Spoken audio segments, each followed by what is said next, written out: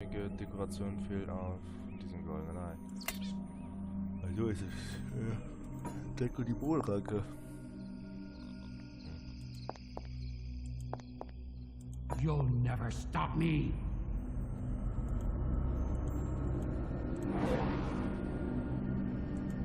Hobbits, dispose of this nuisance. Sollte das meine Aufmerksamkeit um zu erregen, wir könnten die gesamte Puppenarmee herrufen. Okay. Oh, eine Rose. Okay, das hat mich schon richtig verunsichert, wo wir gefragt haben. Bist du sicher, dass du alles dabei hast? Ich habe doch so, was? Was soll das? Aber anscheinend, ich verstehe den Sinn der ist nicht. Na, eigentlich müssen das Spiel das so programmieren, dass man nicht wegkommt, ehe man alle Sachen halt gefunden hat, die man braucht. Oder? Ach, keine Ahnung. Jetzt habe ich eine Rose. Tschüss. Tschüss, ihr Versager. Ja, jetzt geht Rockui in den Hund. Alles da. To stop my father, we should destroy the evil tree first. Ich glaube, das gehört woanders hin.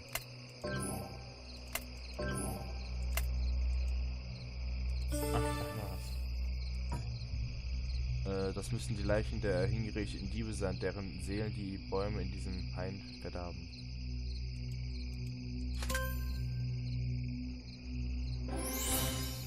So, jetzt haben wir alles.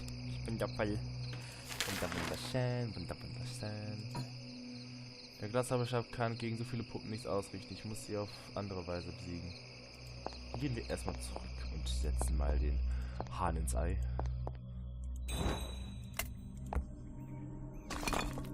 Das ist toll. Ich mag das schwebende Schloss. Welche Art Kreatur hat diesen Fußabdruck hinterlassen? Er ist sogar noch größer als das des Holzriesen.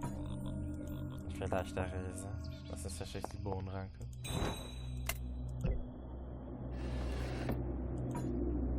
Dieses magische Feuer könnte noch nützlich sein. Was kann ich zum Sammeln davon benutzen? Feuer-Chapter. Oh, geh mal bitte Bäume verbrennen. Hurry up, detective!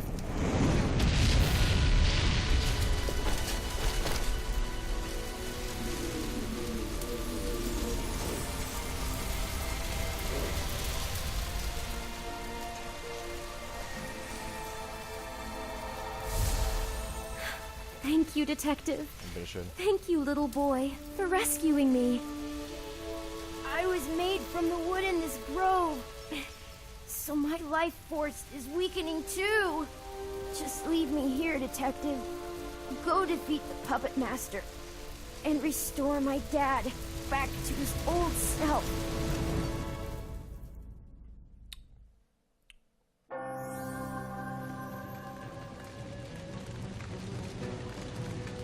Ah, das ist ein schönes Panorama hier. Oh, jetzt habe ich auch alle Kleidung davon. Hieß.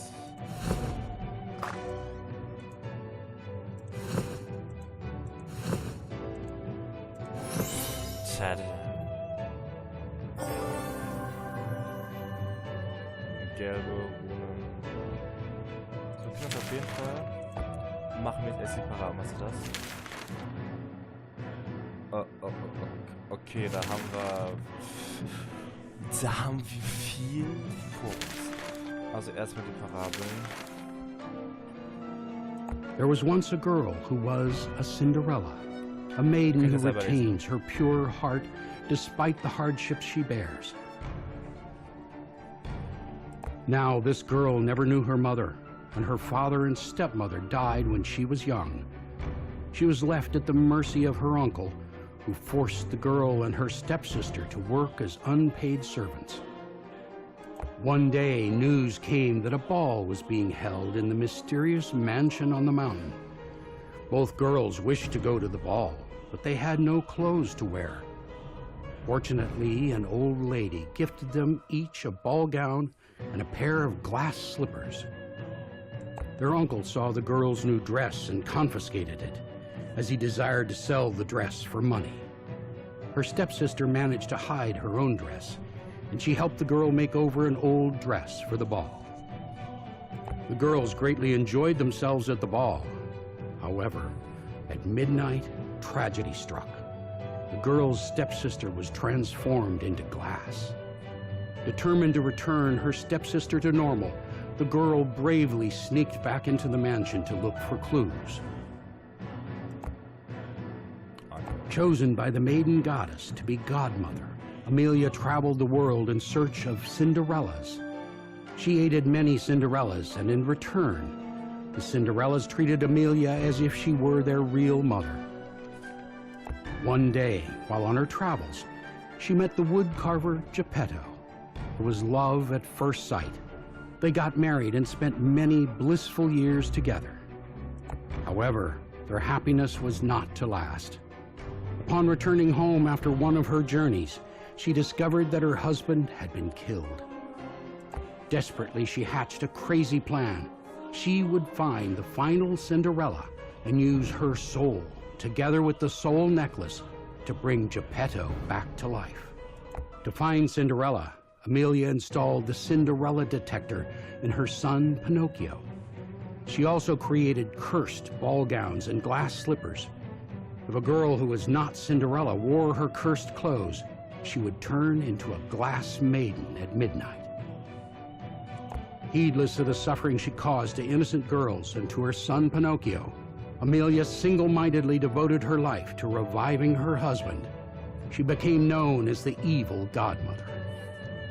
Oh. There was once a woodcarver named Geppetto who traveled the world in search of wood suitable to carve his puppet masterpiece.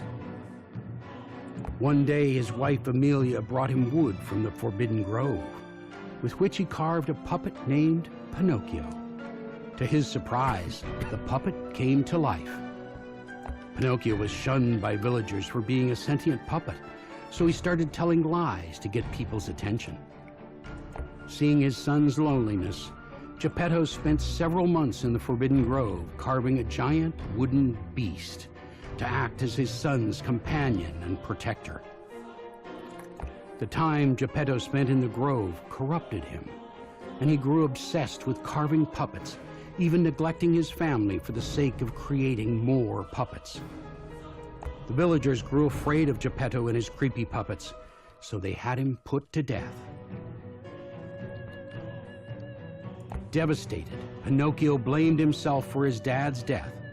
He decided to redeem himself by searching for Cinderella so that he might help his mother revive his dad. Forbidden to directly interfere with the mortal world, the maiden goddess decided to choose a pure-hearted maiden with magical powers to act as her handmaiden. Upon her handmaiden, she bestowed the power to detect Cinderellas and gave her the magic glass wand. With this powerful magical tool, the handmaiden could wield powerful magic. The handmaiden's primary duty is to seek out and aid Cinderellas. In time, her good deeds were known to all, and she came to be called Godmother. After the first godmother died, the maiden goddess chose another to take her place.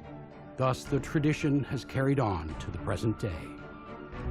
Each handmaiden expressed their magic in different ways. For example, one godmother was skilled at dressmaking, so she liked to imbue her magic in the clothes she made. When the maiden goddess saw that the latest godmother had turned evil, she took away the godmother's powers and confiscated the magic glass wand. In her disappointment at her handmaiden's betrayal, the maiden goddess vowed never to pick another handmaiden again. Deep inside the mirror world lies a grove of trees filled with great spiritual power. This magical grove can only be accessed by means of specially enchanted mirrors. Long ago, a band of thieves found one of these mirrors and entered into the mirror world to plunder its treasures. However, they were caught and executed in the magical grove. In death, their souls lingered, corrupting the trees with their hatred and greed. The trees became twisted and deformed, and the grove came to be known as the Forbidden Grove. It is said that if a pure-hearted person created a puppet with wood from these trees, the puppet would be given a soul and come to life. However, if the puppet maker had a tainted heart, the puppet would be soulless.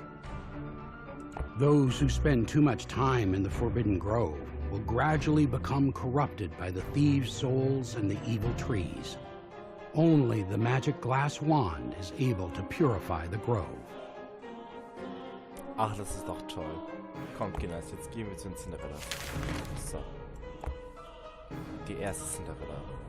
Ella Brown, die rote Cinderella. Once upon a time, there was a Cinderella named Ella. After her father died, she was sent to work in the kitchen by her stepmother. One day, news came that the prince had decided to hold a ball. All the girls in the kingdom were invited, but Ella was forbidden to go.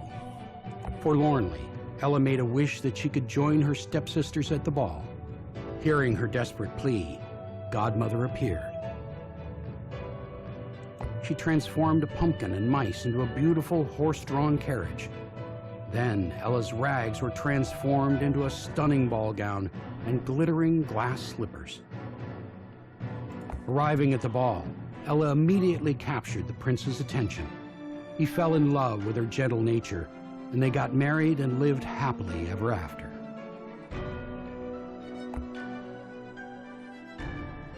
There was once a queen whose beauty was unparalleled. Before she died, she made her king promise never to marry anyone uglier than herself. Es war einmal eine Königin, deren Schönheit unübertrefflich war. Auf ihrem Sterbebett nahm sie dem König das Versprechen ab, dass er niemals eine hässlichere Frau heiraten könne. Okay. Years passed, and the king found that the only person beautiful enough to be his bride was his daughter, Agnes. Horrified by her father's plan to marry her, Agnes fled. Along the way, she met Godmother, who used her magic to send Agnes to a faraway land where she would be safe from her father's pursuit. Upon arriving, Agnes saved a frog from being devoured by a giant snake. Impressed by her bravery, the frog made his identity known. He was the cursed frog prince of the Black Forest. Agnes married the prince, and they lived happily ever after until her death. Oh, die verfluchte Prinzessin. Shando, die dritte Cinderella. Once upon a time, there was a princess in the East named Shan. She had a kind and generous spirit, and all her people loved her. Shan had a stepsister named Chi, who was deeply jealous of Shan's popularity. Chi was always playing cruel tricks on Shan, but Shan never bore any ill will toward Chi. One day, Chi discovered that her beloved prince had fallen in love with Shan. In her fury, she used her magic to change Shan into a nine-tailed fox. When the prince came to visit Shan, he found out about Shan's predicament. With Godmother's help, he managed to restore Shan to her human form. He married Shan, and they lived happily ever after. Bianca Pace, die vierte Cinderella. Once there was a girl named Bianca, whose beauty and kind nature attracted many suitors. Her stepmother feared that her own daughters would not be able to find any husbands, so she had a witch imprison Bianca in a cursed tower. One day, a prince happened to pass by the tower and saw that Bianca was trapped. He broke into the tower, freeing Bianca, but fell prey to a curse which transformed him into a hideous ogre. Feeling responsible for the prince's plight, Bianca journeyed to find a cure for the prince. After many trials and tribulations, she found Godmother, who helped her brew a curse-breaking potion.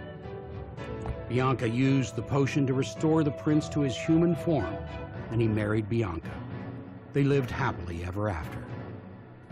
So, das waren letztlich die Geschichten. Und ja, wir haben hier noch ein paar Sachen zu erledigen. Von daher würde ich sagen, machen wir es schnell. Und zackig. Und ich bin... Wo ist das? Das ist die Eingangshalle. Okay. So. Blauer Runenscherbe.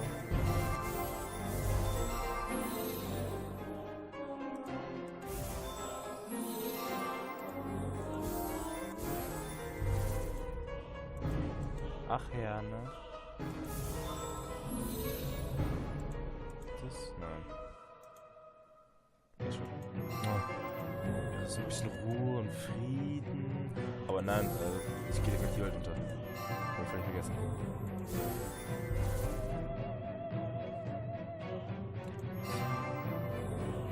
Ich mag den Soundtrack. Ja. Beast, get rid of this detective. Namen finde ich nicht. Tschüss. Rote Runenscherbe. Okay. Jetzt geht's los. Finale. Finale. Ja. Ich kann gleich schlafen gehen.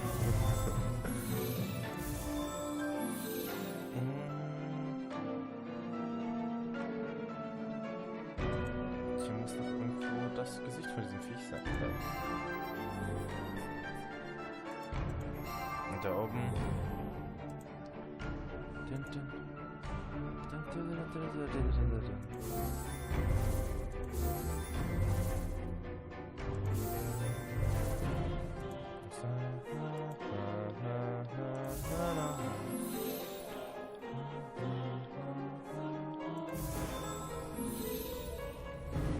And here we got it. Dann kommen wir. Ich werde den dich befreien. Oder töten wir ihn jetzt? Drücke die Runenscheiben auf dem Knopf des Bies in die richtige Reihenfolge.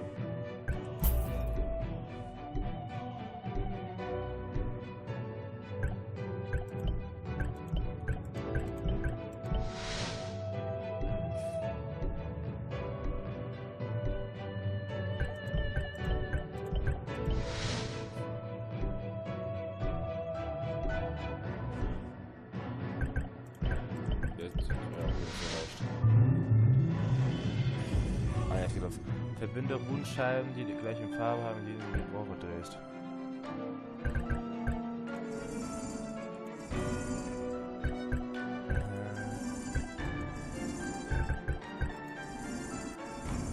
Ach so.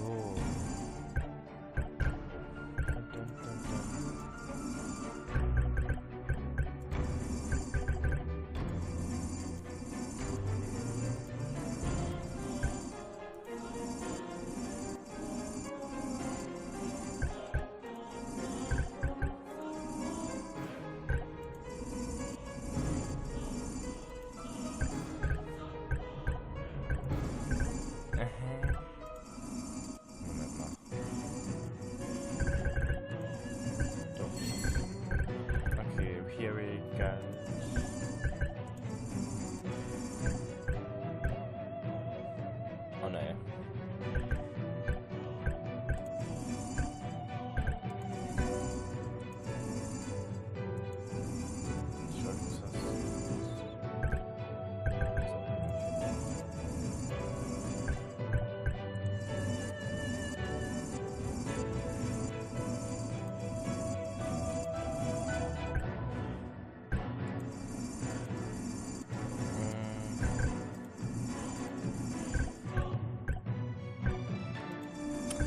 Okay.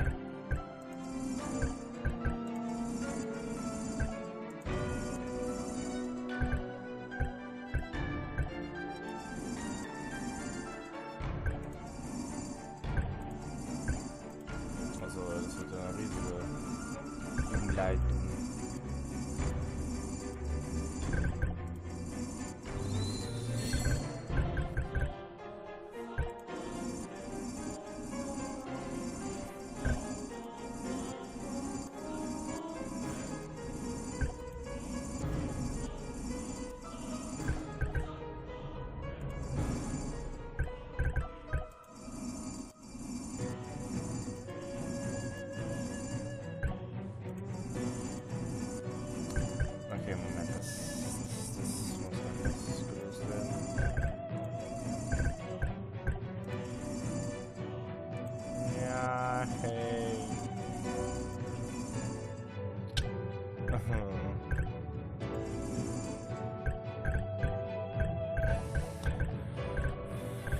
Mutter habe ich auch noch nicht miteinander verbunden.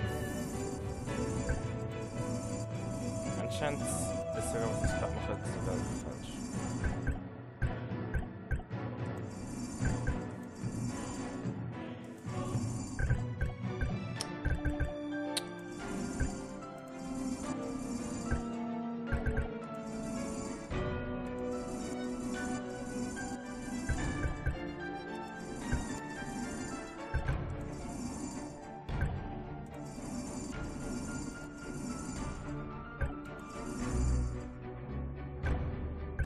Ich komme immer. Hä?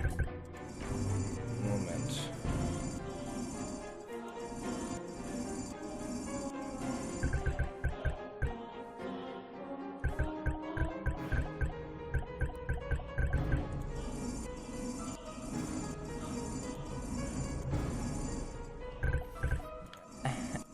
Was?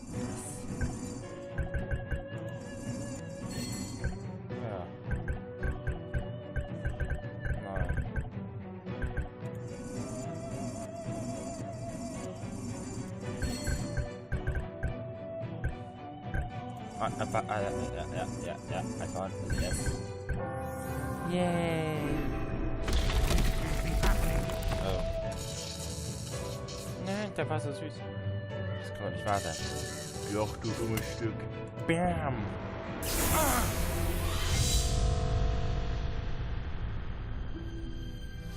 What have I done? I almost destroyed this world and the next. It's okay, Geppetto, my love. Everything's turned out fine in the end. Now we can be together forever. Immer zusammen. Pinocchio, where's our son? Ach, ist das süß. We must save our son, Amelia. Was machen die jetzt? Oh, sie geben ihrem Kind ihr Leben. Was? Nein? Oh, I have a real body. Wow. Thank you, Mom, Dad. Und der sieht aus wie I love wie you ich both. It's okay, Detective. I'll look after Pinocchio. kenne. Oh, und schon ist die Mutter. So schnell kann's gehen. 15 Jahre später. 15 Jahre später.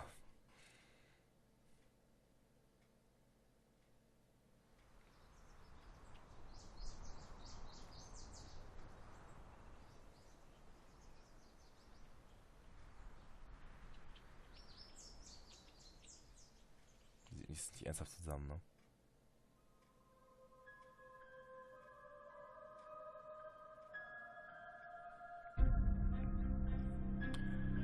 Ja, und das war das, also das ist jetzt der Abspann. Den lasse ich wie immer durchlaufen. Währenddessen sage ich so, was ich vom Spiel halte. Und zwar, also der Anfang ist schön. Die Spiegelwelt hasse ich. Hat man gemerkt, ich kam mit der Spiegelwelt irgendwie gar nicht klar. Ich war damit völlig überfordert. Das war irgendwie total scheiße. Für mich und für euch, weil ihr habt euch nicht gelangweilt, weil ich die ganze Zeit geklickt habe auf Tipp. Aber danach, als wir wieder weg waren, da ging es eigentlich wieder. Aber ich gebe ehrlich zu, bisher ist das schwerste Spiel der Reihe. Da will ich gar nicht wissen, wie das nächste Spiel der Reihe wird. Da denke ich mir schon, ja, danke.